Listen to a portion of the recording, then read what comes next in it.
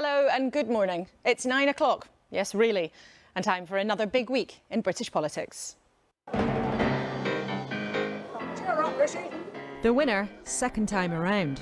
Rishi Sunak's a man in a hurry, with a lot to do. A crisis in the economy to fix. A creaking NHS. It's a pity you don't pay them all. Well, we are trying. No, you're not trying. You need to try harder. A controversy around his pick for Home Secretary. The Home Secretary made an error of judgment, but she recognised that. He still has time for the snazzy videos. Hello, Joe Biden here.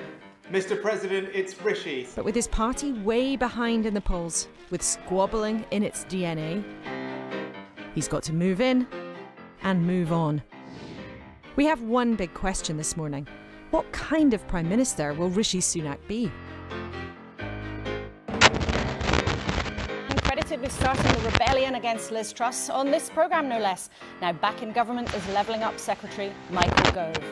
And we'll hear from the Shadow Home Secretary, Labour's Yvette Cooper. And sprinkling some stardust, UK and US TV and film superstars David Harewood and Zachary Quinto are here to talk about one of the biggest and baddest political showdowns in American TV history.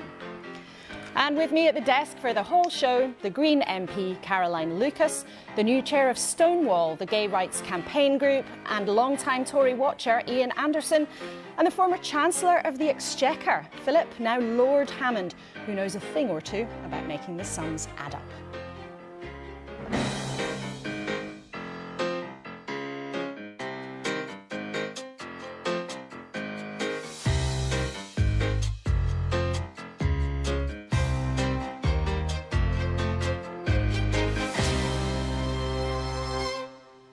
Hello and a warm welcome to the first Sunday of the Sunak era. It is 9 o'clock, in case you forgot to put the clocks back, so don't get a fright.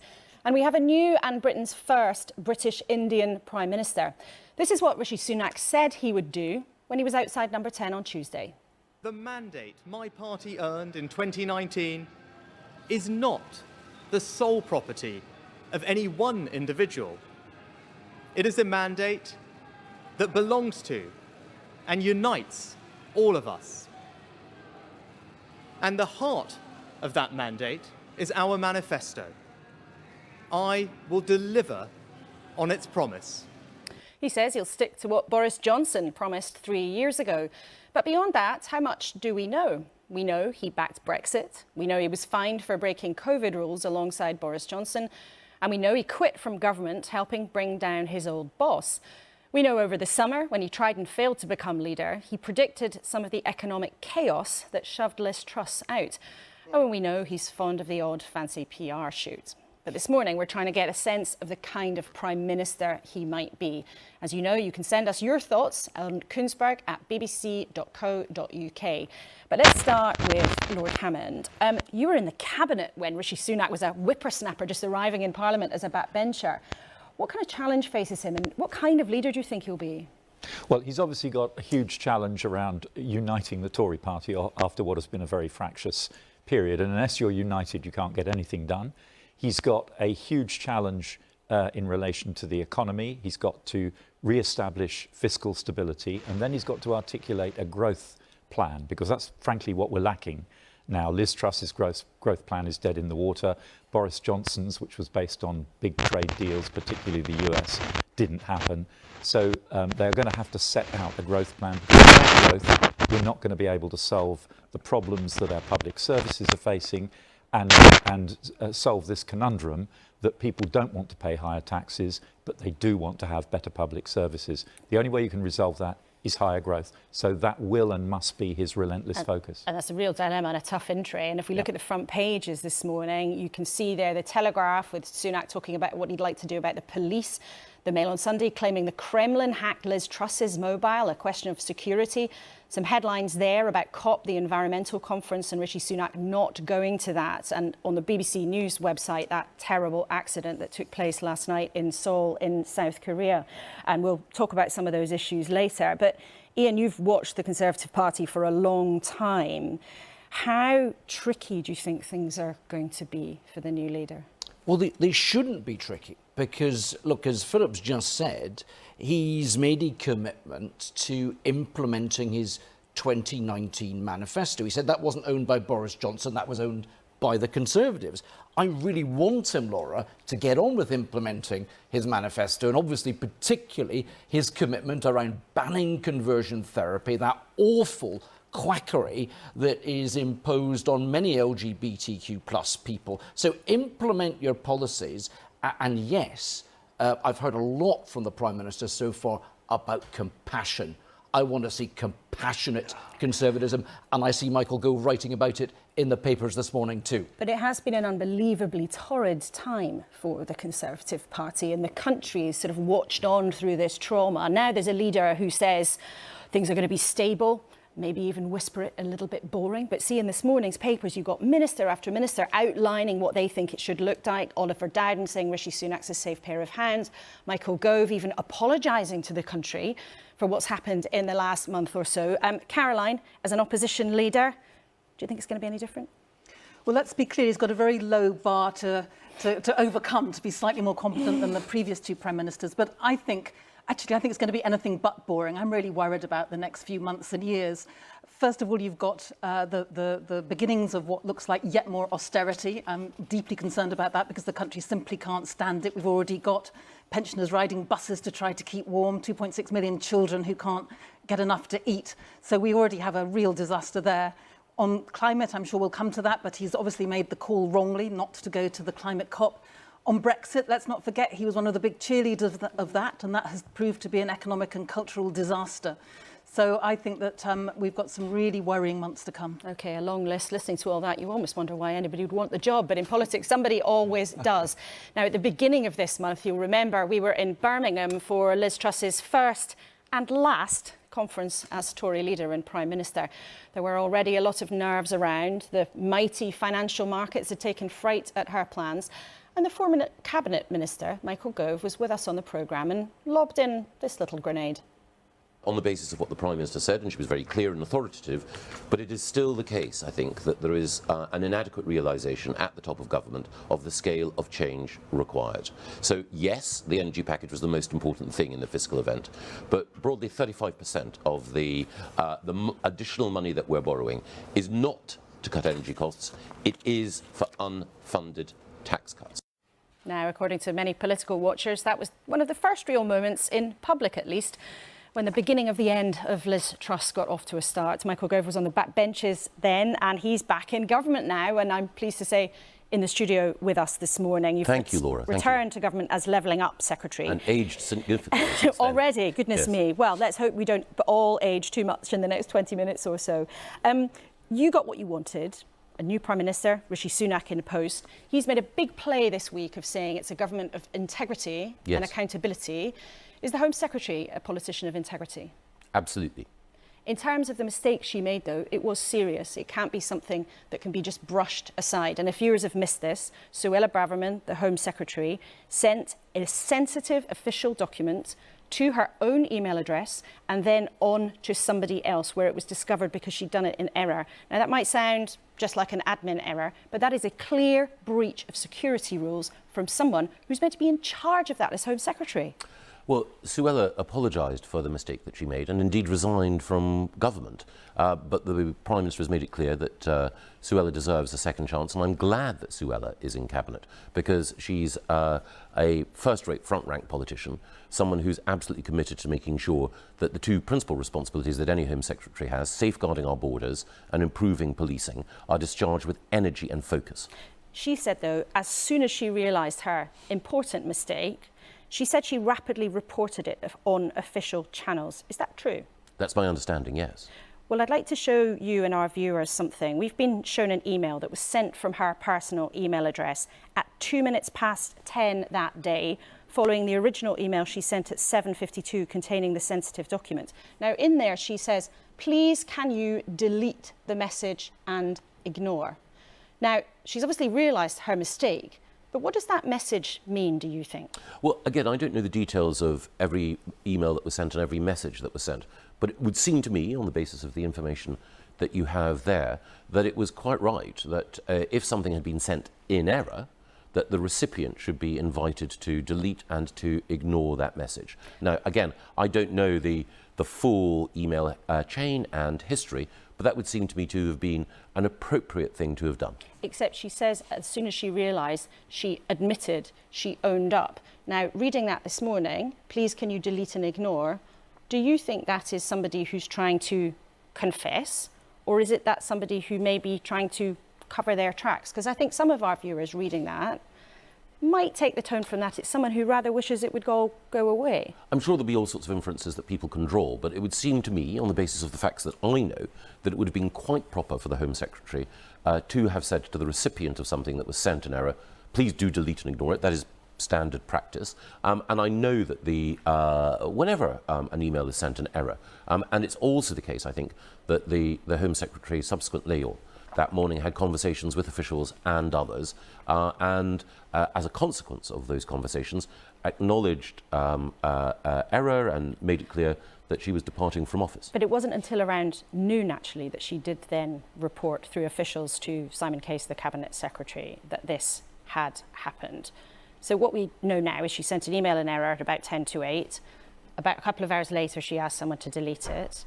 And then a couple of hours later, that is when, through officials, as I understand it, she approached Simon Case and said that she had made this mistake. And Michael Gove, this isn't like sending someone your shopping list by accident. No, it's not like having that jaw-dropping moment of sending the wrong text to the wrong friend. This is the Home Secretary committing a clear security breach using her personal email. Yes, and I think that, again, I don't want to get into all of the detail because, as we know, the message that was sent was intended for another parliamentarian, and so it's not as though it was being sent out into the ether to persons unknown.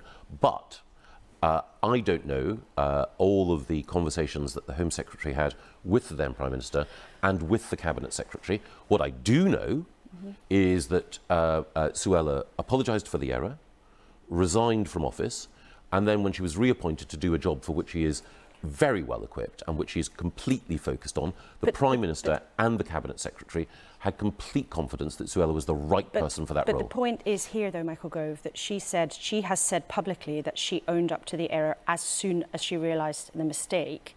Now, some people, seeing what we have shown them this morning, might think that's not quite the case. Are you confident that she has given people the full and correct version of events? And you say you're not quite sure. Wouldn't it be better, actually, if the government just did what the Labour Party is demanding and published all the documents straight away, and then everyone can see for themselves? At the heart of this is a concern, understandably, about security. And one of the things when we're discussing any of these security questions is that it's entirely understandable that on behalf of the public, that the media should ask, and on behalf of the opposition, the Shadow Home Secretary should ask for information to be published. But when we publish everything, we also potentially publish information that can compromise the effective operation, not just of government, but of national security itself. Except so that this is about a personal Gmail, Oh, no, quite. It? But I want to be fair to people who are asking questions, including opposition MPs. They have a legitimate right to do so. But I also critically want to ensure that what we don't do is, on the basis of the imperfect information that is in the public domain, rush to judgment in a way that would seem to me to be inappropriate. So, again, I understand why people are asking these questions. I am satisfied, more than satisfied, that in resigning, accepting responsibility, apologising, and then in being assured by the Cabinet Secretary and the Prime Minister that Suella coming back into office was the right thing, that Suella is now in a position to do the work that she is dedicated to doing. This is a huge distraction, and there are other stories also in this morning's press about things that have been going wrong in her time at the Home Office, concerns about what her attitude was towards the migration centre in Kent, concerns about how she is comporting herself. There are people in your party who believe that Rishi Sunak may have made an error of judgment in bringing her back into government. Well, there are two things there. It is always the case that any politician like Suella, who is brave and who's making changes, big changes, and making sure that the police concentrate on crime fighting first and that we protect our borders, any politician like that will inevitably face, some opposition. You're only, there's a phrase that we have In politics, you only take flack if you're over the target, and Suella is on target in order to deal with these things. But just days in her being in office, there are really big questions being asked about her. But the other thing is that this isn't just saying, well, if you do tough stuff, you're going to get a tough ride. But everybody would accept that. But that's principally what's behind it. But also, you also make the point about things being a distraction. And again, I don't want to criticise the media because I've been a journalist myself in the past. But in a way, it becomes a distraction if people are asking these questions. It's entirely... But it's a distraction because the Home Secretary breached security rules, and she's the person in government who's responsible for meant to be keeping us safe. And she broke the rules. Suella apologised. She resigned. I don't want to minimise the importance of security, but I also think it's important to get this particular issue in proportion. And in order to do that, wouldn't it be better then if we had complete clarity, as Labour is asking for, about the precise chain of events? Well, I think that the Cabinet Secretary has provided that, but more broadly... Oh, where? To you? No, I think he has, because by definition, Suella coming back into office is a sign of confidence on the part of the government as a whole that she is equipped, ready, and in fact more than able to deal with the task in front of her. But should those assurances be made public then, in order to close down what you say Well, the very is a fact that distraction? Suella is in office is that. But we're just meant to take that for granted. I mean, I don't want to seem like I'm labouring this point, but this is one of the most senior people in government who says that she confessed to a security breach as soon as she possibly could have done. There is doubt about that chain of events. You say there have been assurances inside government that it was all fine, tickety-boo, above order. Yes. Why shouldn't the public see that? Well, I think again, I made the point earlier, and I think it applies to a number of stories that are in the newspapers today, that when you are dealing with national security matters, it is understandable that people will look at the stories and say, what lies behind that? But when you are dealing with national security matters, then it will often be the case that there is information that you cannot share because that might compromise national security or the effective operation of government. And so, again, having been a minister... That's the point, isn't it, that she was willing to share it. But anyway, we've got big issues to talk about with you, and we want to talk about particularly housing this morning, which is part of your job, Michael Gove, because it's an issue... Millions of people in the country are very anxious about their rent, anxious about their mortgage, and it is part of your job in government now and previously to get on with it. Just to start off, we've had an email from one of our viewers, Victoria in Gosport. She's a renter. She said, I and millions of others are at risk of losing our homes because of rising interest rates. I'm going to be priced out of the town I've lived in my entire life, which has seen the rent increase by hundreds of pounds in just the last 12 months. Is it the government's job to protect people who rent from a private landlord, or are they just at the mercy of the market? No, it is the government's job to do everything that we can to support people through difficult times. And the Prime Minister, in his article in the Mail on Sunday today, has made the point that while we do need to take some pretty tough measures in order to deal with inflation, that fairness is his lodestar.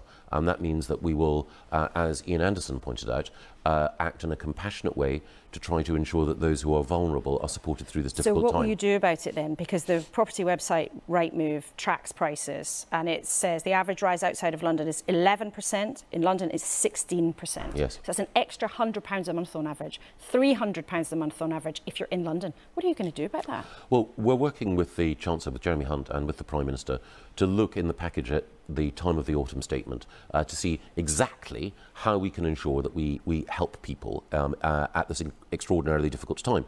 And I can't preempt what's going to be announced then, but what I can do is to point to what Rishi did when he was Chancellor. So at critical moments, during COVID, Rishi made it clear that while there were some very tough decisions that we had to take in order to combat the virus and to keep the economy going, that economic support would be targeted on the very poorest. Well, so you can see what economists call his revealed preferences, and they are to do what is in the national interest and at the same time to support those people who are facing the toughest times. Might that mean financial help for renters, for people who are renting their homes who've seen increases? Might that mean cash for them?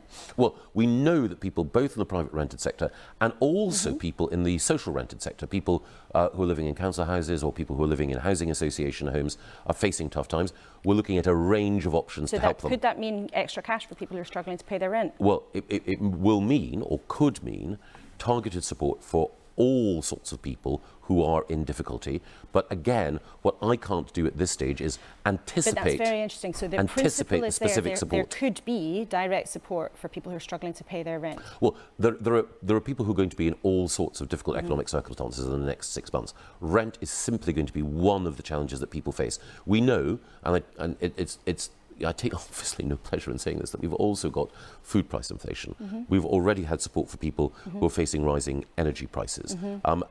The combination of inflation and higher interest rates in order to deal with that inflation create difficulties, and there are different ways of supporting people, whether that's through universal credit, whether that's through the tax system, or whether it's through direct support. And we'll hear more on that then in the next few weeks, no doubt. Part of the problem is this is all been made tougher by the shortage of houses being built. Yes. Now, the Conservative first promised in 2017 that you would build 300,000 houses a year by the mid-2020s. Is that still the target? Yes. And that remains in place because under Liz Truss people seem to back away from that, and Robert Jenrick, who was the Housing Secretary previously, said you were going to miss the target by a country mile. Well, no one can deny that it's going to be made more difficult because of the economic circumstances that we face. You're absolutely right, we need to build more homes. We need to build more homes for people to own. We also need to build more homes for social rent. We need to build more council houses, more housing association homes. We need to build the right homes in the right places. But, you know, as Rishi said, we need to be straight with people. The cost of materials has increased because of the problems with global supply chains, and also a very tight labour market means that the capacity to build those homes at the rate we'd want is constrained. It is tough to do, but Lee Rowley, who was a housing minister in the summer, said that Liz Truss would abolish top-down housing targets. I just want to be crystal clear. You're saying no, that target, the 300,000 a year, that is absolutely part of your programme. There are two things there. The first thing is that the top-down housing targets that Lee was referring to, and indeed Liz was referring to, are part of a broader and different calculation from the 300,000 in the manifesto. We're talking two different things here.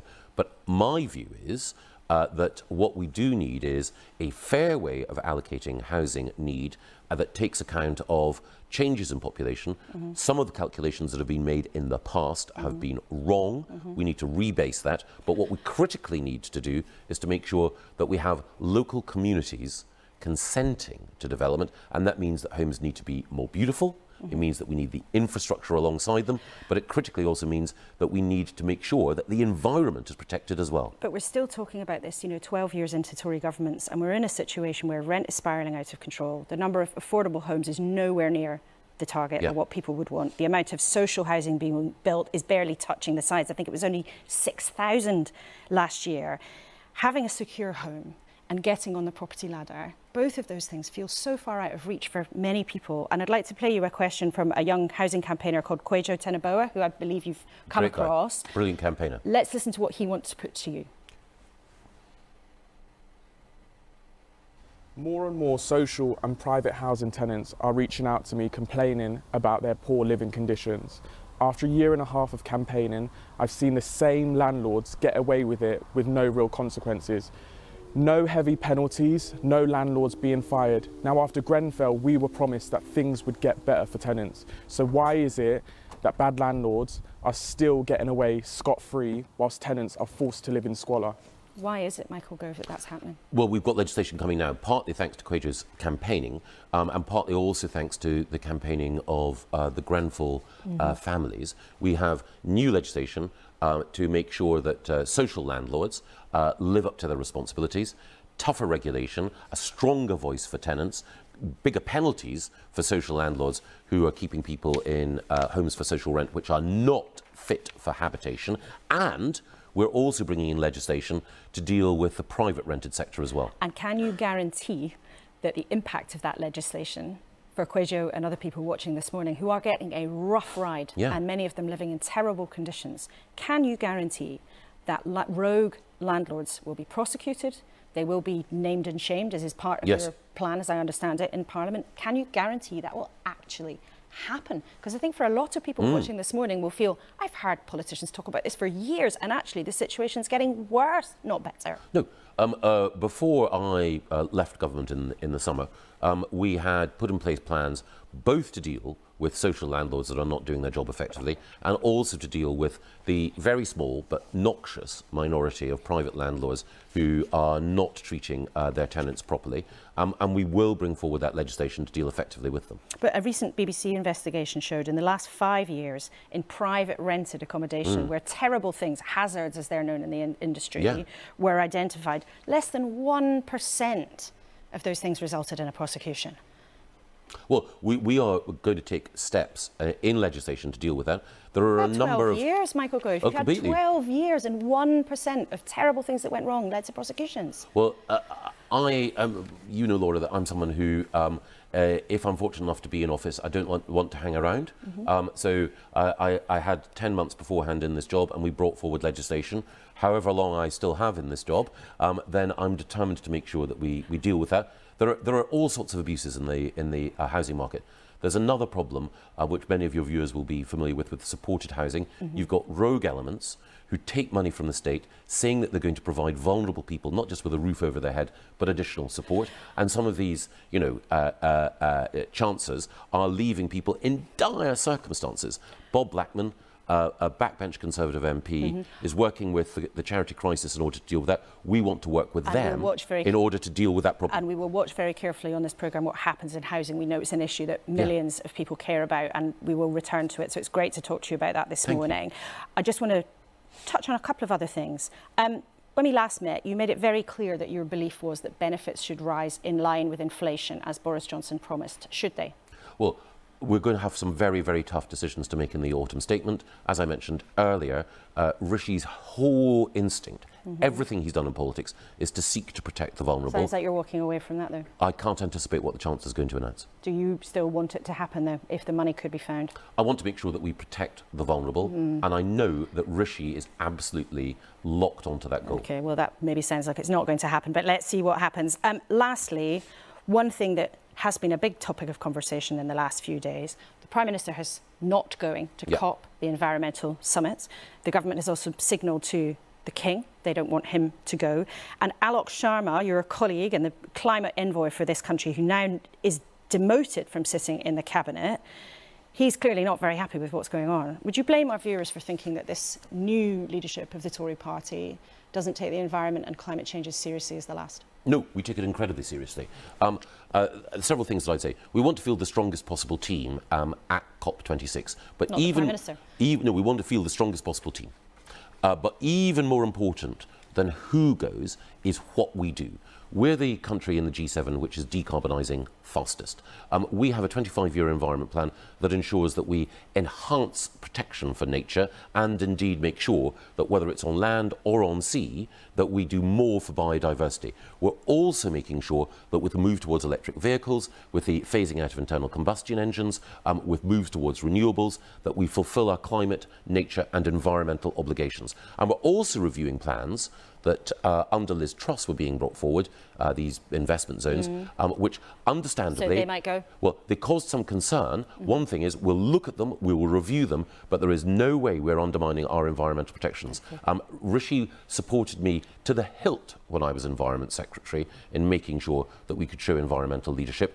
Judge us by our actions. Well, I think our viewers certainly will. Michael Gove, thank you very much indeed for coming in this morning. Michael Gove, never gone for long, despite all the machinations of the Tory party. Thank you to him for coming in. Lots of interesting fodder in there. Let's see what our panel had to make of it. Firstly to you, Ian Anderson, Tory watcher for a long time. What did you make of what he had to say about Suella Braverman as Home Secretary? So, look, this is not the ideal start, is it? It wasn't the ideal end of the previous administration. For me, and I think for a lot of viewers, the key thing will be this. Our national security is absolutely paramount, and perhaps, you know, even more paramount, if that's possible, in the current environment that we're in.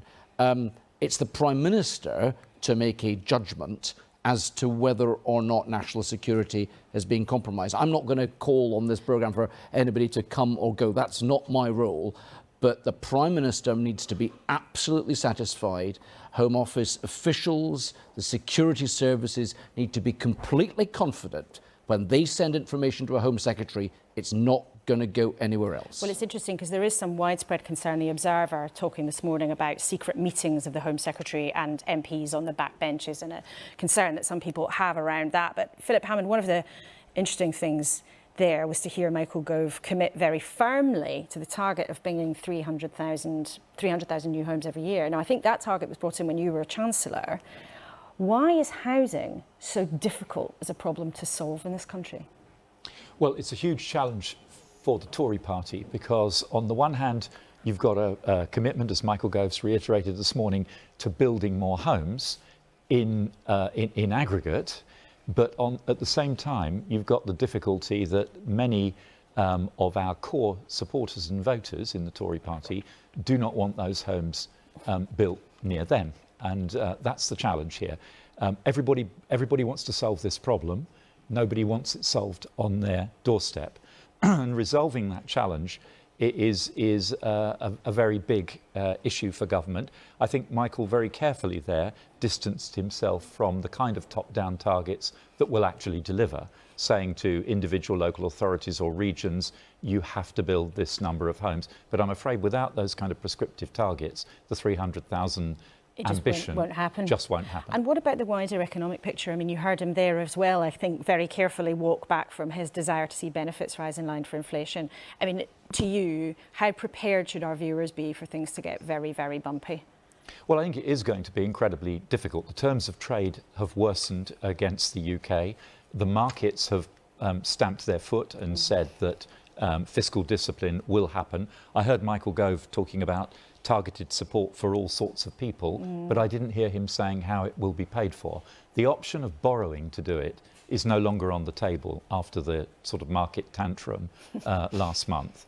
We know that. And by the way, that applies to a Labour government wanting to borrow more for more public spending, just as it applies to a Tory government wanting to borrow to cut taxes. But if you were in this position, would you be borrowing at the same kinds of levels if you were still the Chancellor?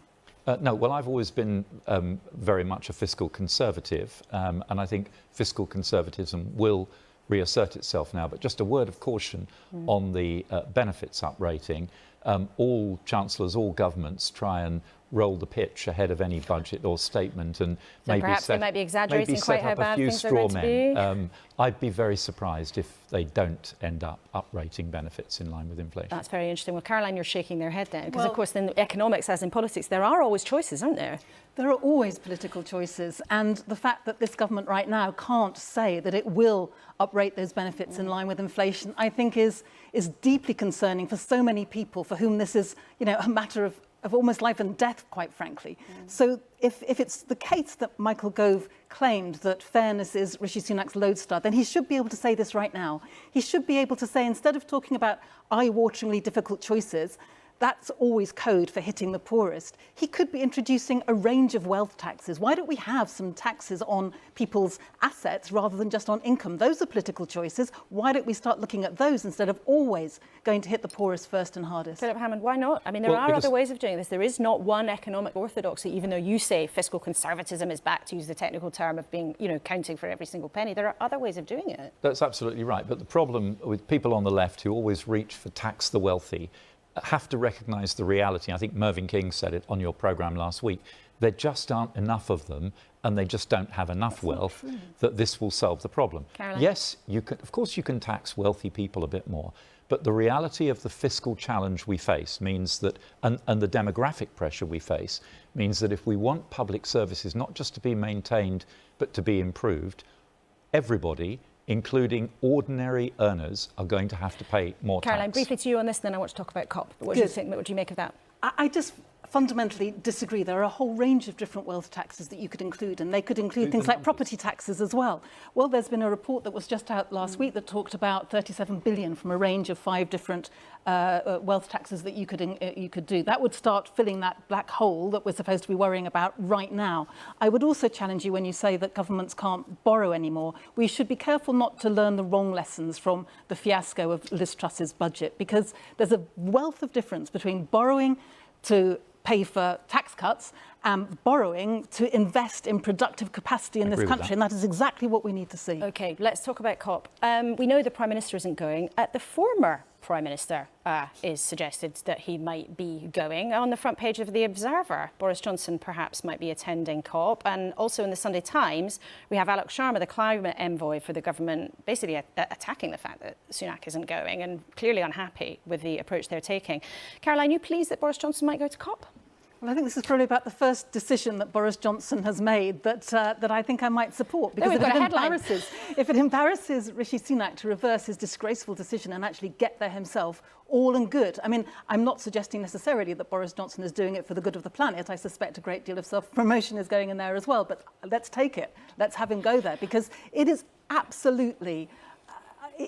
It is so wrong that Rishi Sunak is not going, because the UK is still the holder of the COP presidency.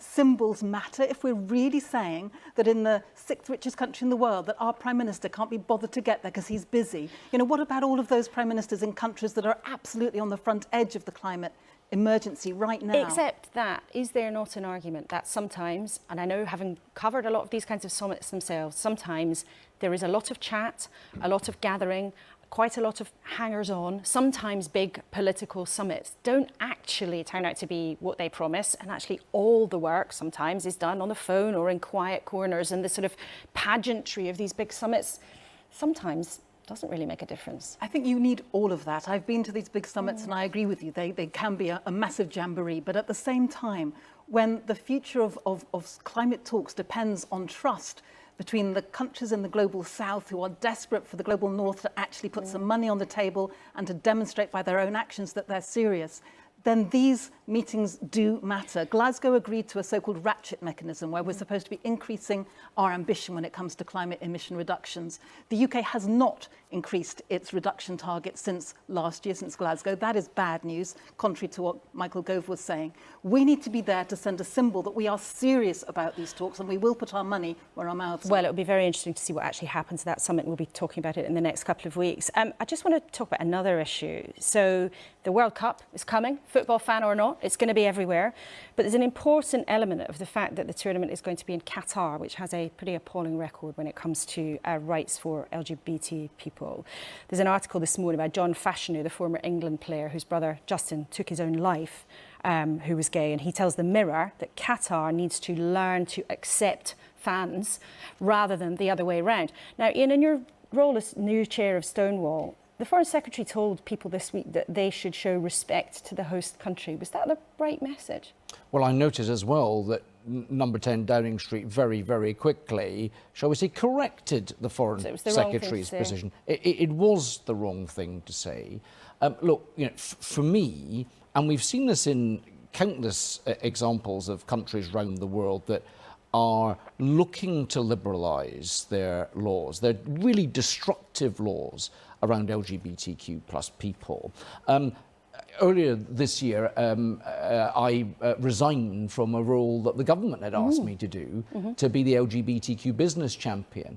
Why did I resign? I resigned because the government wasn't pushing forward with its manifesto commitments. Alongside that, we collapsed a conference which should have been an opportunity for business, for civil society, for everybody that's interested in that policy to be able to push forward reform. But a lot of this debate, Ian Anderson, particularly around the issue of trans rights, has become very heated, very aggressive sometimes. As the new chair of Stonewall, do you think it's gone too far? I mean, there are particularly some women who are gender critical, as it's known, who are asking questions about this whole debate, who feel that they've been shut out and unfairly targeted. What would you say to people? So this is my first public appearance as the incoming chair of Stonewall. Anybody that knows me knows that I believe in a big tent. I've engaged with the Labour Party so far. I've met actually government ministers in the previous administration who've given commitments that they'll push forward on a ban on conversion therapy. What I want to do is talk to women's groups. I want to talk generally, Laura. I want to get this conversation off Twitter. I want to stop debating people's lives and get everybody to come together again. So more shouting and less talking. Less shouting and more conversations and more policy action. OK. Finally, I can't help but show us and show you something that's in the papers this morning. The Sunday Times pulls back the curtain on Liz Truss's expectations of what she wanted when she went on foreign trips. And it's quite a long list. A double espresso in a large cup, absolutely no mayonnaise on anything ever, and a cool bottle of Sauvignon Blanc in the fridge overnight. Philip Hammond, when you were Chancellor, Foreign Secretary, travelling the world, did you make these kinds of demands? What was in your rider, as it's known? No, I think when I was in that role, we still had fresh in our minds the Liam Byrne incident, if you remember the memo he issued to his civil servants on coming into office. And I think that the lesson was clear. Do not make any such demands that will be published and will be used in evidence against you. So no requests, no white lilies or a particular colour of M&Ms for Philip Hammond? No requests, no requirements, go with the flow. Never know quite what to expect when you get there, but always be ready to smile and smooth it over. Beyonce meets politics. OK, thank you all very much for now. We'll be more from you at the end of the programme. Now, we in this studio, we love a bit of argument and debate. But back in the 1960s, the idea of political pundits taking each other on TV was unheard of. Our ancestors at ABC TV in the States had a brainwave. They decided to invite two big, famous political thinkers to spar live on air. The Liberal writer, Gore Vidal, and his nemesis, William Buckley, who was a defender of Southern segregation, went head-to-head. But no one was quite prepared for what happened next. With millions watching, their fiery exchanges became part of the troubled landscape in America in the late 60s. And their spats are the basis now for a new play by the political playwright James Graham that is about to open. Its stars are David Harewood and Zachary Quinto, who are here this morning. But first, let's have a clip of them in rehearsal. I don't think it's right to present Mr. Gore Vidal as a political commentator of any consequence, since he is nothing more than a literary producer of perverted Hollywood-minded prose. Now, Bill, careful now. Almost through. In every sense. As usual, Mr. Buckley, with his enormous and thrilling charm, manages to get away from the issue towards comedy. He is almost always on the right, I think, and always in the wrong. And you certainly must maintain your bloodthirsty reputation, Bill, as the Marie Antoinette of the right wing. Mr. Smith, I was invited here and am prepared to try to talk about the Republican convention, but I maintain it's very difficult to do so when you have someone like this, who speaks in such burps and who likes to be naughty, which has proved a very highly merchandisable vice. Not unlike your so public vices. No, I don't have any public vices. Bill. Funny but vicious. Well, both of them are here now. Thanks so much for coming in. Firstly, I want to ask you both, why is it relevant now for our audiences to rewatch this? I mean, sitting here listening to all of you debate the issues of the day, I feel like these conversations can really be traced back to this moment in media history when this decision was made to bring opinions into a format that had never really made space for them before. And these two characters that we're playing represent the origin of that, and then it's so relevant to trace where it led us and where I think we've arrived. Absolutely. I mean, you've basically got someone on the right and someone on the left, and we are living in a very, very polarized world right now with very little sort of intellectual or sort of discourse between the two. We are almost further apart now than I think we've probably ever been, and I think this documentary or this play really points to that moment and brings it to the fore. Who would they be now, though? So they were these huge political thinkers. Do you see people in our modern discourse, either on this side of the pond or the other, who could actually take on these roles? Because there's lots of shouting. As you were just saying, I think there is, being here, coming from the States, I will say it feels like there's perceptibly more of an integrity in your conversations about politics and about the landscape. I think where I've just come from and where I live, there's been an incredible denigration of the conversation to a dangerous degree, actually. Dangerous? Oh yeah, I mean, yeah, if you just look at what's happening now, I feel like, violence is being incited left and right in our country in particular. So I don't know. I mean, I think the thing about Gore Vidal and William F. Buckley is no matter where you fall on a political, ideological spectrum, they both believed passionately and argued substantively about where they were coming from, which I don't think is as true today. Well, let's have a clip of how they actually spoke to each other. The point of the American democracy is you can express any point of view you want. Shut up a minute. Stop calling me a crypto-Nazi. Let's stop calling names. You in your goddamn face, and you'll stay plastered. Gentlemen, let's Bill. Let the author of Myron Breckenridge go back to his pornography. I'm going to sock you in the face. I mean, it's pretty brutal, isn't it? That moment there was really in the heat of battle, and that's the moment that I think the character I play, William F. Buckley, probably regretted for the rest of his life, really, where he let his cool slip. But prior to that, the debate was very much a battle of ideas, and actually quite humorous. And the two of them are great wordsmiths. And they also all looked like they were kind of enjoying it a bit. Exactly. I want to ask you about playing that character, though, because obviously he was taken to task over some of his racist attitudes, his defence of the South and defence of segregation. How did the conversation go when you were asked to play it? Well, I mean, at first I sort of turned it down. Did you? Yeah, I couldn't quite see how I could get there, but I think it's important as an actor that you don't necessarily judge your character that you're playing. So I had to sort of find out about him and delve into his politics, delve into and really try and understand him and try and find a way into his humanity. And whilst yes, he did originally vote against some of those early civil rights moves, I think he was more of an elitist than a racist, and didn't feel that blacks were necessarily ready to take positions of power. And once he actually saw how articulate and how how brave and how forward-thinking and progressive many black Republicans were, I think he very much did change his tune.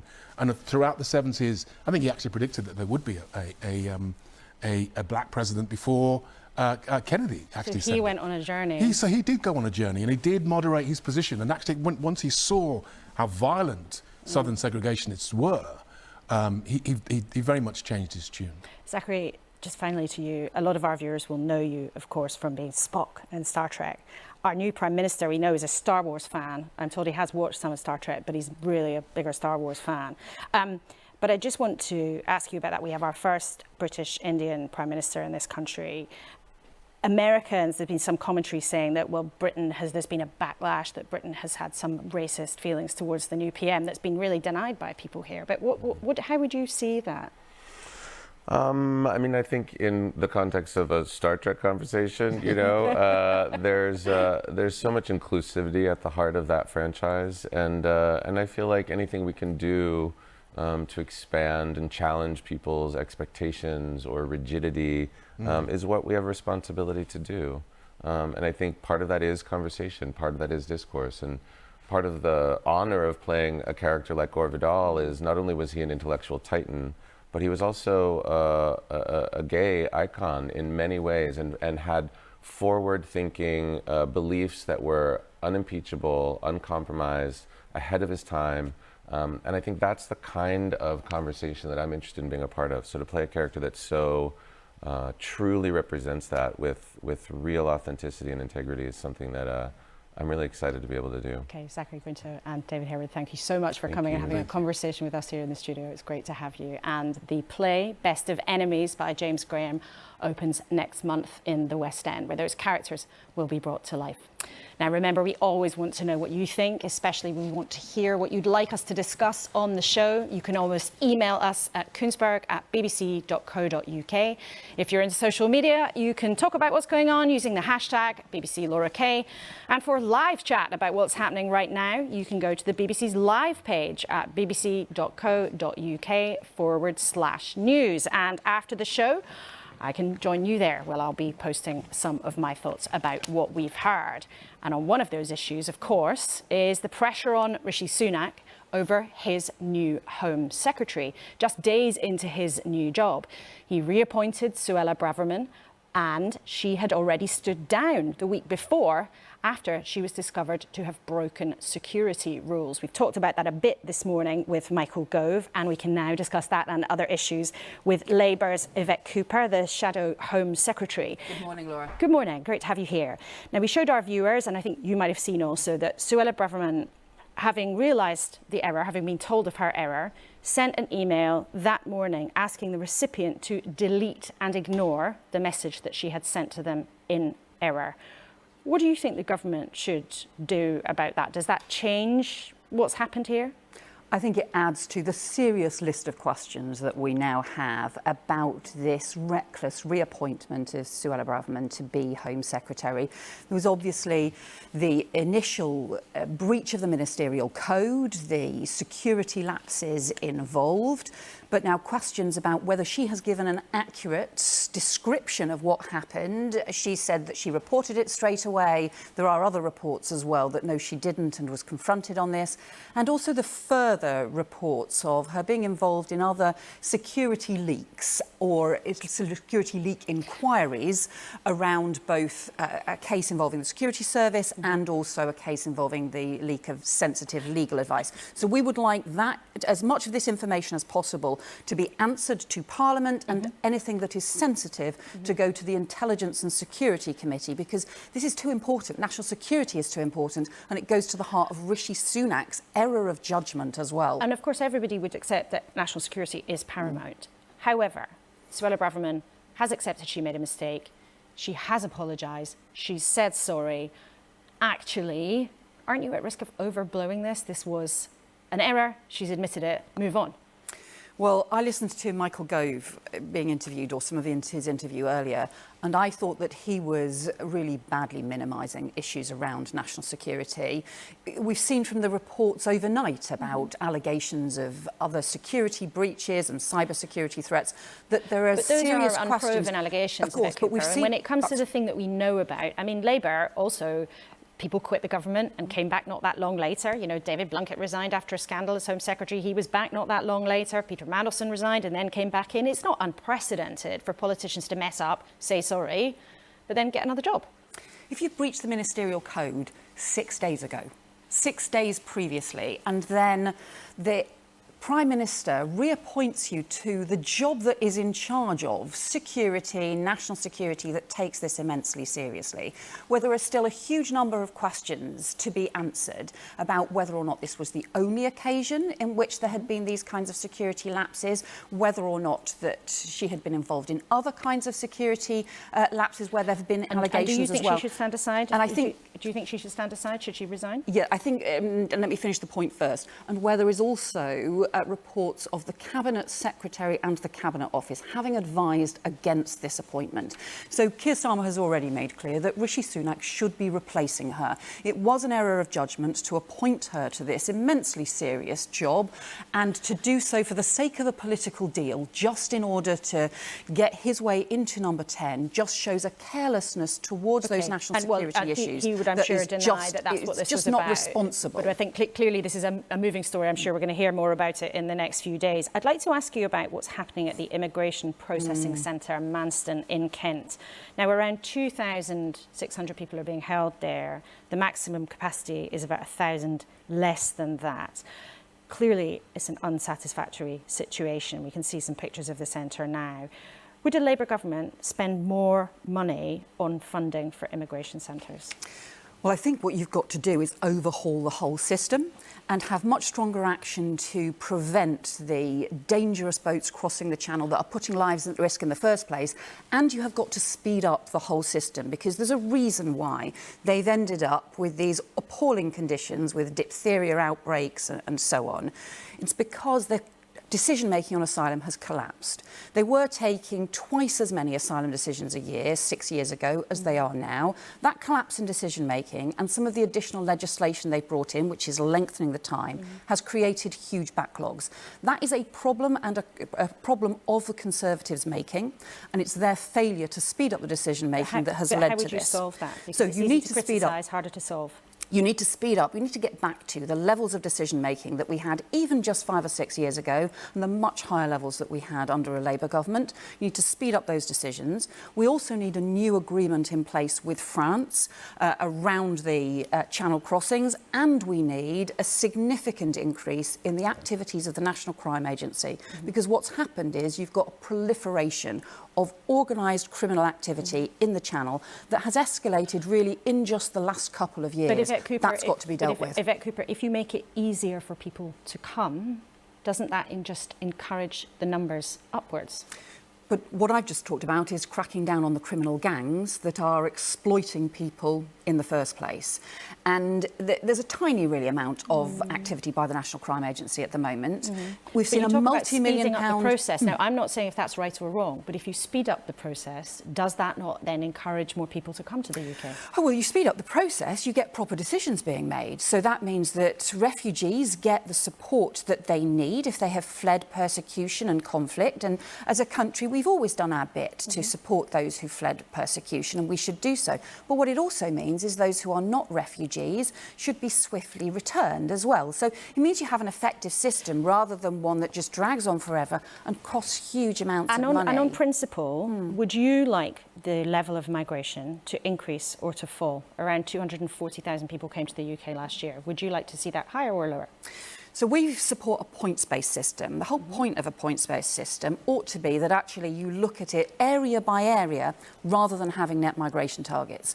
We don't fully know what's going on, the row that seems to be in the government at the moment. It looks as though Suella Braverman is trying to return to the failed net migration target that we had. But my question to you is, would you like 240,000 to go down or to go up? That's a question of principle, isn't it? Well, let me answer your question, because the principle is, do you think you should target net migration? Should you have a lower target, which is what Suella Braverman seems to be calling for? She seems to want to go back to the David Cameron one. Wait a minute, let me finish. You need to let me finish the point first, Laura.